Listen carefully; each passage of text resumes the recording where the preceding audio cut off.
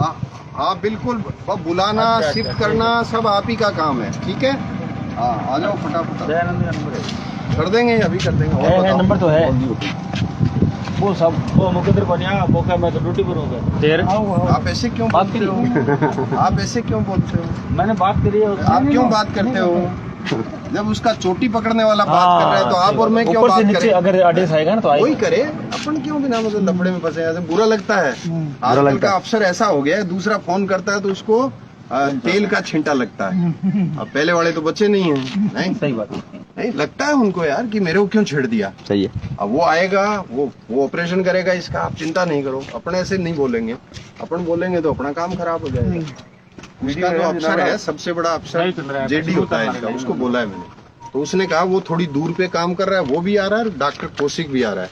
कौशिक ये कह रहा है कि मैं इनको लेके और मेरे अस्पताल में ले आता हूँ, फिर जो भी संभव है वो इलाज करेंगे, शिफ्ट करवा देते हैं। वो ये कह रहे हैं, मैंने कहा करवा नहीं दे, आप ही करो और आप ही करवाओ। और बताओ, चलें फिर ये बोलेंगे छोड़ गए कौशिक जी आ रही है अभी आ रहे हैं, वो आ रहे हैं, उनको जुम्मे कर दें अपन, उसके बाद में फिर वो जाने, उसका सिस्टम जाने। 4 घंटे बाद इसको फॉलो अप आप भी कर लेना, मैं भी कर लूंगा। ये होता है इसका तरीका, तो ये है। और सब बढ़िया।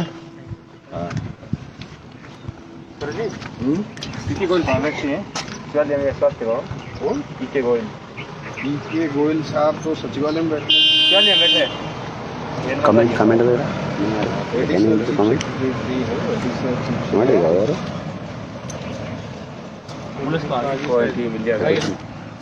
गौशाला गया था। गोयल साहब है क्या इसके मेडिकल के?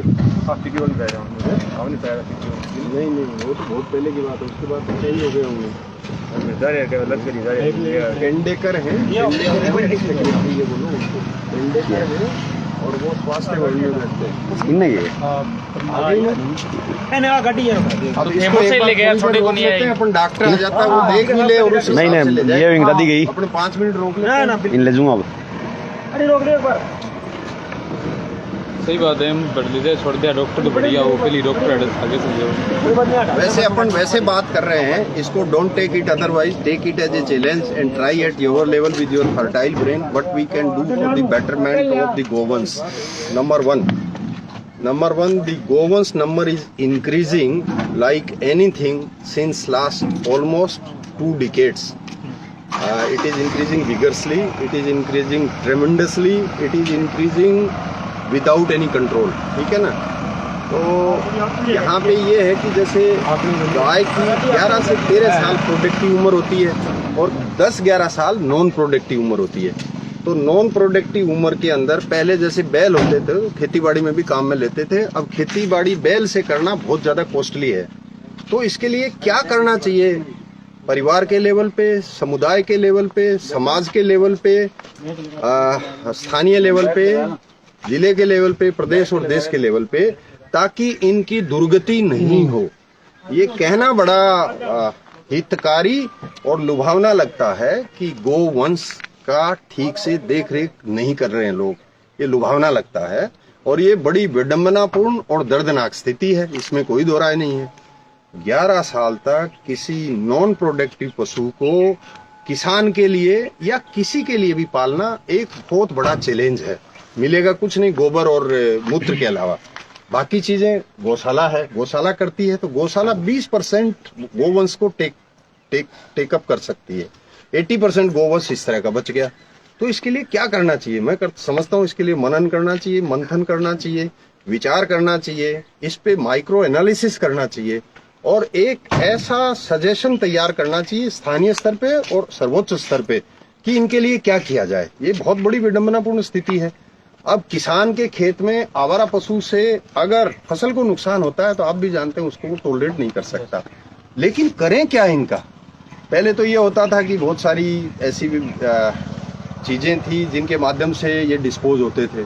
अब आज तो उसका नाम लेना भी मैं समझता हूँ अपने आप में एक बहुत बड़े पाप का भागीदार बन जाता है व्यक्ति। लेकिन इनका करें क्या, ये बड़ा सवाल है। तो इसका समाधान करने के लिए मैंने संतों के सामने भी एक दिन गौशाला के किसी कार्यक्रम में गया था, वहां भी रखा था सुझाव मेरा कि आप मनन करो, मंथन करो, विचार करो, माइक्रो एनालिसिस करो और उसके बाद में सजेशन दो। सजेशन ऐसा हो जो तर्क संगत हो, सार युक्त हो और जिसका परिणाम दूरगामी अच्छाई के लिए हो, तो अपने को सोचना चाहिए इसके बारे में, मेरा ये मानना है। ठीक है ना। 30 जैसे आप बता रहे हो 100 में से 30 तो गौशालाएं रखी है, 20%, ओनली 80 बच गए। 80 में से 50 तो ऐसे लोग हैं जो दूध न देने के बाद भी घर में रखते हैं। गांव में अपने ऐसे घर तो है ही, वो 20% लगभग बचते हैं फिर इसमें। नहीं 30% नहीं रख पाते ना, वो थोड़े दिन रखते हैं फिर वो किसी को बेचते हैं, मतलब ये सच्चाई है। ठीक है ना। रखते अब वो मैं बता रहा हूँ ना 30% नहीं रख पाते ना, क्योंकि इतना कॉस्टली है भाई। 30 ना 70 तो हो ही गए, 30 बच्चे पीछे। जो भी बच गए मतलब काफी सारी परसेंटेज है, that is a very large percentage and it is very दुखदाई ऑल्सो। मैं ये समझता हूँ, इसके लिए कुछ सोचना चाहिए। सोचना क्या चाहिए साहब, आज जब तक दूध देवे नहीं जब तक तो आगा और बाद में ढंडो मार के लटकाट देंगे। मैंने 11% 11 और 13 साल वही बताए हैं। तो 20% प्रोडक्टिव का मतलब जो दूध देती है, हाँ। 13 साल तक तो ये कामयाब है। बचे इसके जीवन के 10 से 11 साल और रह गए बेचारी के, 11-12, वो इसके लिए तो बेकार हो। वो कठिनाई वाली जीती है। हर एक पशु भी और ऐसे ये तो उस टीवी दिखा है, दूध देती सारे है दूध देते हैं शायद। सब। हाँ, तो इसका कोई मालिक भी आ जाएगा लेकिन वैसे तो। नहीं मालिक तो ठीक हो जीता होगा सब, या तो आप ब्याज जावे या फिर ठीक हो जाओ। नहीं, मालिक को पता नहीं होगा असल में, क्योंकि दूध देने वाली गाय को क्या करते हैं, घर से निकाल एक देते साथ हैं। सबसे बड़ी विडंबना ये भी है कि हमारे गौशाला बनी हुई है, सारा कुछ बनी हुई है, लेकिन गौशाला का इलाका नहीं है कि यार इतने इलाके के अंदर कोई गौशाला अगर बीमार होती है, क्राइटेरिया मैं इसको इलाज कराऊंगा। ना कौन वो बोलता है मैं इलाज नहीं कराऊंगा इसका, क्योंकि ये तो नांगल में पड़ी है। वो बोलता है मैं तो ये बोधासुर में पड़ी है, ये इधर पड़ी है, तो इसका इलाका। तो इसके लिए एक जागरूकता अभियान चलाना चाहिए। ऐसे लोग जो इस तरह के गोवंश की फटाफट आओ रक्षा करने के लिए, सहायता करने के लिए, इसके जीवन को आगे बढ़ाने के लिए सहयोग करते हैं, उनको आप लोगों को हाईलाइट करना चाहिए, मेरा ये मानना है। तो ये एक तरीका हो सकता है, मतलब this is only a symbol, लेकिन ये कोई परमानेंट नहीं है। सेवा करने वाले नहीं, मैं तो ये कह रहा हूँ कि सेवा करने वाले तो ये आपने फोन किया होगा, अदरवाइज तो बहुत सारे लोग देख के गए होंगे। 3-4 दिन में इसकी नौबत ही नहीं आती। सेवा करने वाली टीम है। नहीं सर, अभी इन्होंने अपनी डाली है इन्होंने फेसबुक पे, जो समाज सेवी वगैरह है, जैसे कोई भी आदमी है तो वो देखते ही इसको भागा है कि यार इसको ठीक करवाए किसी ने। अभी इन्होंने इससे पहले पोस्ट डाली थी इन्होंने, इनका मतलब बड़ा काम है, ऐसी बात नहीं है। नांगल के पास में जो 4-5 दिन से रोड के ऊपर पड़ी हुई है, लोग देख रहे हैं, आ रहे हैं, जा रहे हैं, कोई उठाने वाला नहीं था। अभी मैं डाल के आया हूँ, मैं चापा मंदिर लेके हुई, इसको मतलब नमक वगैरह डाल के अभी इसका सुना हमने, अभी भागी मेरा कुछ है, लेकिन इसका भी इलाज करवाएंगे। ऐसे हमारे को दिखती है साहब, तब तो इलाज कराएंगे कुछ होते हैं। लेकिन ये बड़ा चैलेंज है। हाँ। मेरे कहने का मतलब ये है, ठीक है, अपन जो स्पोराडिक इक्के दुक्के केस अपनी नज़र में आते हैं, या जहाँ हमारी पहुँच है या जहाँ हम कर सकते हैं वहाँ तो हम कर देते हैं। दूर दराज जो सुदूर पूर्व के जो एरिया है, वहाँ पे इस तरह का खूब गोवंश है जो बेचारे बिल्कुल कंगाल हो गए, खाना भी उनको ठीक से नसीब नहीं होता है। वो डॉक्टर साहब आ जाते हैं, कौन है इनको ले जाने के लिए, कौन आए गाय को?